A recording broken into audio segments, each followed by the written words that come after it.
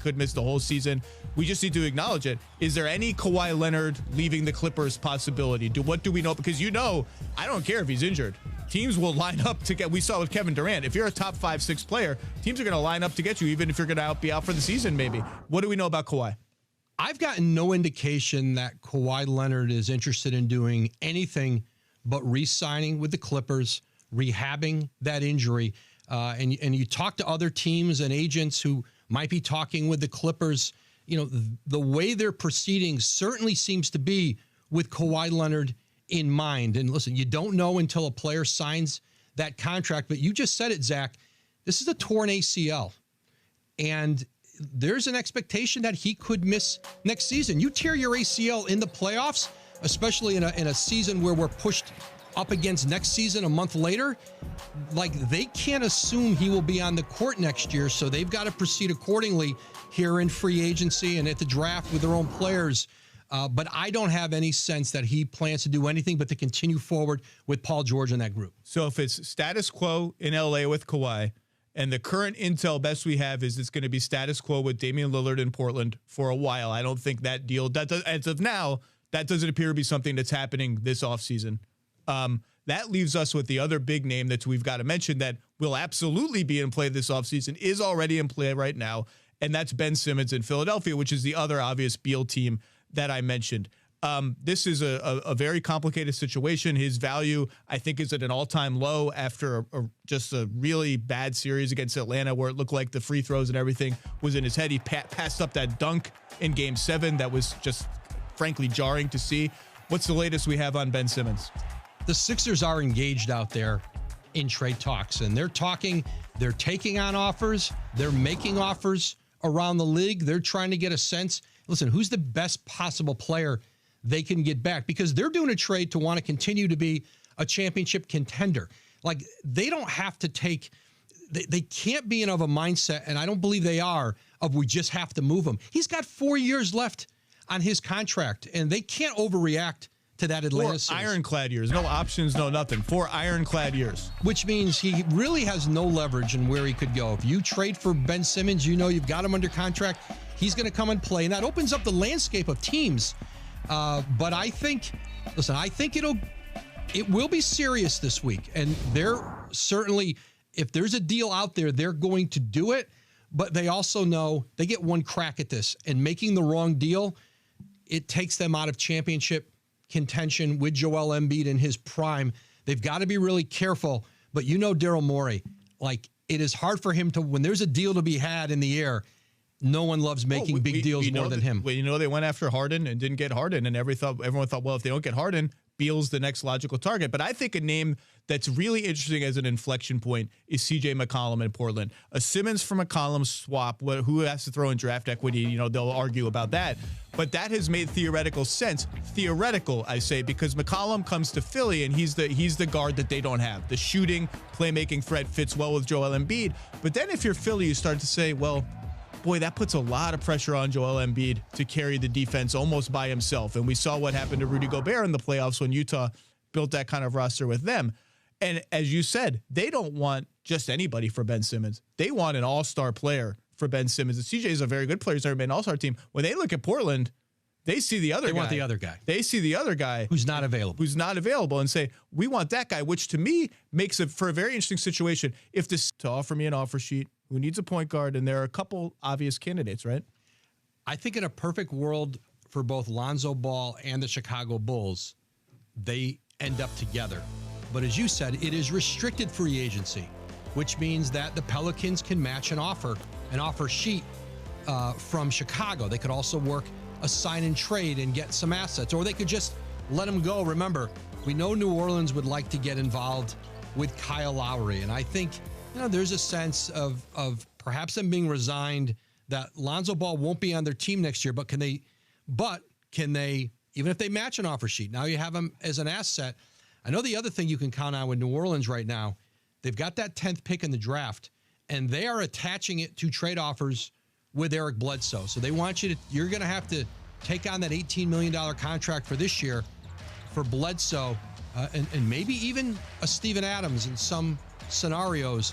But I think certainly Bledsoe if they're going to move on from 10. So they've been active in those talks, but I think the Bulls and Pelicans talked about Lonzo Ball at the trade deadline, and I thought they kind of got close. They were dancing around it. I think in the end, there was just some draft capital that the Bulls resisted putting in. They had obviously used picks to get Nikola Jokic, but Vucevic, yeah, they did not get Nikola Jokic. They would be throwing a party in Chicago. They would have given all Arturas Karnisovas would have given all his picks. Vucevic, excuse me. Anyway, that's where I think a lot of this starts with Ball. We talked about Dennis Schroeder on the TV show.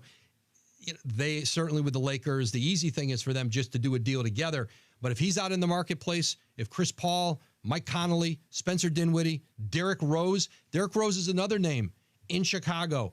I don't think he's at necessarily the top of their priority list, but if he doesn't return to New York, is there a role for Derrick Rose with the Bulls? And I just think there are a lot of contingencies all these teams are working through. Well, I mean, there's just a ton of subplots that are interesting when you talk about the Pelicans. Number one, if they're dangling that 10 pick as part of a salary dump, I hope they're getting another first-round pick in return that's just lower, right? I hope they're trading down in the draft. That's right. Because to me, just giving up a first-round pick, I get the reason, I get the salary mechanics, all that. I know that they have a million picks coming from the Lakers. They're still too early in this rebuild to start just giving away picks to me, unless if you move down 7 spots to Memphis or something, like that's not so bad. You can get roughly equivalent players at 17 and 10.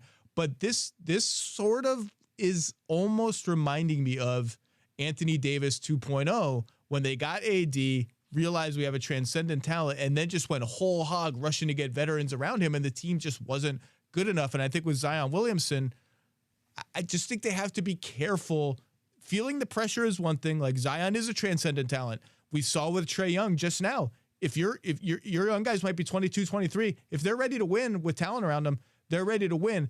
I just be a little, just try to thread the needle like the Hawks did. And I think the Pelicans hope that if, let's say they got Kyle Lowry, veteran point guard, that it is in some way, and I don't think they're not going to be in the NBA Finals next year, but in some ways it could impact their roster the way Chris Paul impacted those young players in Phoenix.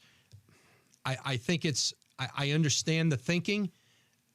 Certainly he'd improve them. They want better decision-making and maturity, all the things that certainly Lowry would bring you, but there's a big market for Kyle Lowry. And you're talking potentially $25 million a year, $30 million a year for Kyle Lowry. It's going to be expensive to get at him in free agency or a sign and trade. After Phoenix, I'm hesitant to rule out anybody making the NBA Finals like 10 months in advance. No one, if we had sat on this show a year ago and said, we might make the finals, Phoenix. Keep it up. I thought, hey, listen, when they made the Chris Paul trade, hey, they're going to make the playoffs. I think they're a playoff team. We thought they'd be good, but finals was. I want to go back to Chicago for a second because I think it was kind of an under-talked about story at the end of last season. They put in a lot of draft equity and Wendell Carter Jr., who's, I think, a decent NBA player, to get Vucevic. Didn't make the play-in tournament. Couldn't even make the play-in tournament in the East. Now, Zach LaVine was in health and safety protocols. That was a huge deal that really hurt their season. But I think it hasn't been talked about enough that this is a team that's under pressure to win next year. They have to get in the playoffs next year. They have to make a leap next year. And when you look at their core, they don't have this giant Hawksy young core of guys. And that's why the Lonzo thing is so interesting to me. Are they going to be able to get him out and out in free agency? Is it going to cost them Lauri Markkanen, which is a name like you barely hear anymore? That was the rumored deal, was Lonzo for Markkanen. That was the deal. What is going to happen in Chicago? Because they need to put together a team. They're alarmingly dependent right now on guys like Thad Young and Tomas Satoransky. They need to fill out this roster. Yeah, and you just mentioned Satoransky. That's a player that there's a lot of interest in him there, and I think especially very good teams see him as a guy who can just fit in and play a role. Yeah, this is an important summer for this Bulls team, and I think Billy Donovan, Mark Eversley, their GM, and of course Arturas Karnisovas, their president, trying to figure out what the right mix of players looks like. This was a team that was playing really fast last year, and then you trade for Vucevic, and it slows down a little bit. And I think, listen, he's you can play a lot of offense through him.